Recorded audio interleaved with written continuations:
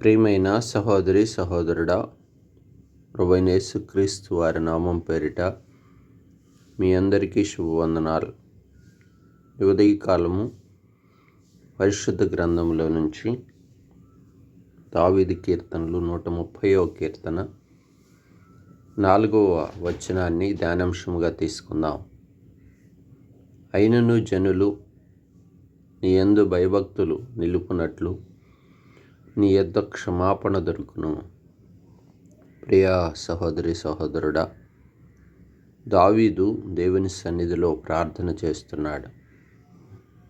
నా ప్రార్థన ఆలకించువాడా, నా ఆర్తధ్వని వినువాడు నీవే కదయ్యా అని ప్రార్థిస్తూ అంటున్నాడు.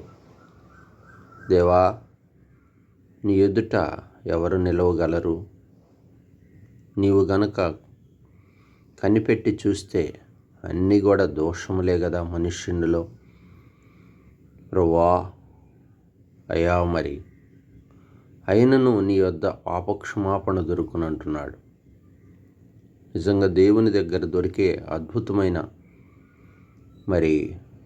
అవకాశం ఏంటయ్యా అంటే, యేసునొద్దకు కనుక మనం వస్తే, ఆయన సన్నిధిలో నిలిస్తే, ఆయన యందు విశ్వాసం కనుక ఉంచితే, ఆయన యొద్ద అద్భుతమైనటువంటి కృప దొరికిద్ది.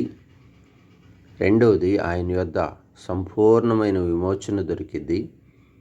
మూడవది, ఆయన యొద్ద పాపక్షమాపణ దొరుకును. క్షమాపణ నిజంగా ఒక మనుషుని యొక్క దోషములు ఎవరు క్షమించగలరు ఈ లోకంలో? ఒక మనుషుని యొక్క అపరాధములను క్షమించగలిగిన వాడు ప్రభువే కదా. నిజంగా ఎంత అద్భుతమైన దేవుడు! కృపా నిత్య దేవుడు, విమోచననిచ్చే దేవుడు, పాపక్షమాపణ కూడా ఆయన యొద్ద దొరుకును. నిజంగా పరిశుద్ధ గ్రంథంలో ఎందరికో ఘోరమైన పాపులను ప్రభు క్షమిస్తూ వచ్చాడు.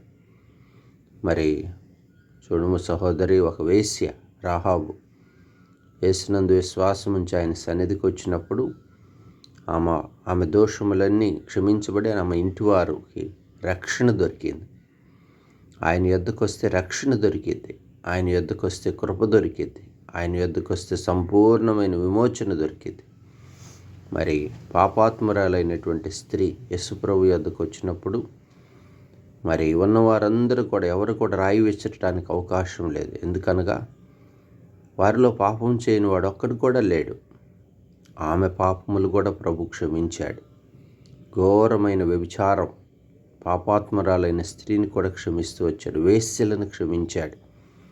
నిజంగా జక్కయ్య అనే పొట్టి జక్కయ్యను చూస్తే ఎంత నరహంతకుడు, దోషకుడు. పౌలును క్షమిస్తూ వచ్చాడు, జక్కయ్యను క్షమించాడు. నిజంగా ఎంత గొప్ప దేవుడు!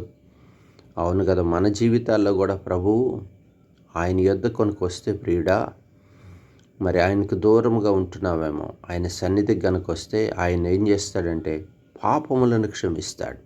అవును కదా, నిన్ను కన్న తల్లి అయిన నీ దోషములను క్షమించలేదు. నీ సహోదరులు, నీ తోబుట్టువులైనను, నీ స్నేహితులైనను నువ్వు చేసిన అపరాధములను మన్నించలేరు, క్షమించలేరు. కానీ ప్రభు ఎలాంటి వాడంటే ఎంత ఘోరమైన పాపినైనా క్షమిస్తాడు. అవును కదా, ఎంత విలువైనది యేసునొద్దకు గనుక వస్తే. అందుకే అంటాడు, ప్రయాసపడి భారం మోసుకొనిచున్న సమస్త జనులారా నా యొద్దకు రండి, నేను మీకు విశ్రాంతిని ఇస్తానంటాడు. యేసునొద్దకు వస్తే విశ్రాంతి, నెమ్మది ఉంది, పాపక్షమాపణ ఉంది, నిత్యజీవం ఉన్నది. కృప దొరికింది. దావీదునకు కృప దొరికినది. అందుకే కదా దావీదును అంతగా దేవుడు హెచ్చిస్తూ వచ్చాడు. నిజంగా పరిశుద్ధ గ్రంథంలో ఎందరికో కృప చూపుతూ వచ్చాడు. నిజంగా యేసయ్య యొద్దకు వస్తే రక్షణ దొరికిద్ది, కృప దొరికిద్ది, పాపక్షమాపణ దొరికిద్ది, సంపూర్ణమైన విమోచన అనగా నిత్యజీవము దొరికిద్ది. కనుక ప్రియుడా, సమయం తీసుకోగాకు, దేవుని సన్నిధికి రా, దేవుని యందు విశ్వాసం ఉంచు. ఇంకా లోకంలో ఒకవేళ ఉంటే ప్రభు సన్నిధిలో నీవు ఉండు. ప్రభు సన్నిధిలో వేడుకో, ప్రార్థన చేసుకో. దేవుని సన్నిధిని విడిచిపెట్టగాకు. ఆయన సన్నిధిలో ఉంటే నువ్వు ఎంత అపరాధములను ఆయన క్షమించి నీకు కృపను అనుగ్రహిస్తాడు, విమోచననిస్తాడు, పాపక్షమాపణనిస్తాడు, నిత్యజీవాన్ని ఇస్తాడు. ఆయన యొద్ద దొరికి అద్భుతమైనటువంటి విలువైన వాటిని పోగొట్టుకోగా ఆయన సన్నిధిలో కనిపెట్టుకుని ప్రార్థన చేయి. సహోదరి సహోదరుడా, మరి ఈ అనుభవాన్ని నువ్వు కలిగి ఉండాలని దేవుడు ఆశపడుచున్నాడు. ప్రార్థన చేసుకుందాం. పరిశుద్ధుడా, ప్రేమ కలిగిన తండ్రి, అవునయ్యా, నీ యొద్దకు ఉత్సవాన్ని అన్నిటికీ నువ్వు త్రోసివేయవు. నీ యొద్ద పాపక్షమాపణ దొరుకును, నీ యొద్ద కృప దొరుకును, నీ యొద్ద సంపూర్ణమైన విమోచన దొరుకును, నీ యొద్ద రక్షణ దొరుకును. అవును తండ్రి, ఎంత గొప్ప దేవుడివి. ఘోరమైన మరి నరహంతకులను, వ్యభిచారులను కూడా నువ్వు క్షమించిన దేవుడు. నేడు నాతో మాతో కూడా మీరు నందుకై స్తోత్రాలు. మా ఆధ్యాత్మిక జీవితంలో నువ్వు కనులెత్తి చూస్తే, కనిపెట్టి చూస్తే నీ ఎదుట నిలవలేం ప్రభువా. ఇదిగో నీ పరిశుద్ధతను, పవిత్రతను మాకు ఇచ్చి బలపరుస్తారని మా విమోచకుడిగా మీరు నందుకై స్తోత్రాలు చెల్లిస్తాను. ఇది మంత్రి మీ కృపలో బలపరచము. సంఘమునకు క్షేమాభివృద్ధి కలగచేయం. యవనకాల బిడ్డల భవిష్యత్తును దీవిస్తురని, వ్యాధిగ్రస్తులను స్వస్థపరచుముతండి. సంఘమును దాని చుట్టూ మీరు కంచివేయముతండి. మా పనుల భారంలో మీరు తోడైండి నడిపిస్తూ రండి. సహాయం చేయమని మీ చేతికి అప్పగించుకుంటూ యేసు నామమున ప్రార్థించి స్తుతించి అడిగి వేడుకుంటున్నాం తండ్రి. ఆమేన్.